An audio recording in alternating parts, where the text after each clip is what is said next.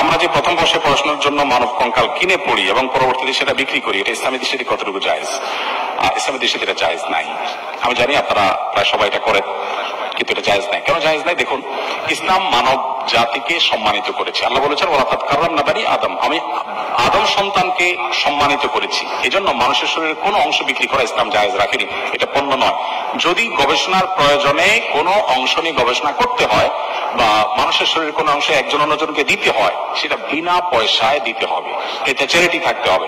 রক্ত দিল কেউ, বিক্রি করতে পারবে না, শরিয়া দৃষ্টিকোণ থেকে রক্ত দান করবে, এটা তার ইবাদত হিসাবে সওয়াবের জন্য দিবে। এখন আপনি হয়তো বলবেন যে বস্তুবাদের এই পৃথিবীতে এটা কি সম্ভব? সবকিছুই সম্ভব হবে মানুষ যদি আসলে সদিচ্ছা রাখে। আমরা যখন সুদের ব্যাপারে বলি যে ঋণ দিতে হবে সুদমুক্ত, তখন বলে ভাই সুদমুক্ত ঋণ কেউ দিবে পৃথিবীতে? সুদের এই ডেভেলপমেন্ট পৃথিবীতে যতদিন না হয়েছে, শত শত হাজার বছর পর্যন্ত মুসলমানরা যখন বিশ্ব শাসন করেছে, তখন সুদমুক্ত অর্থনীতি কিভাবে তারা দাঁড় করিয়েছিল সে বিষয়ে স্টাডি এবং বহু গবেষণা আছে। সো আমরা বানিয়ে নিয়েছি একটা পৃথিবী, স্বার্থপর পৃথিবী, যেখানে থুতু ফেলতে মানুষ স্বার্থ ছাড়া ফেলে না। সেখানে আসলে এগুলো চিন্তা করা একটু কঠিন, কিন্তু বাস্তবতা হলো ভিন্ন। এটা অবশ্যই আমাদেরকে দেখতে হবে।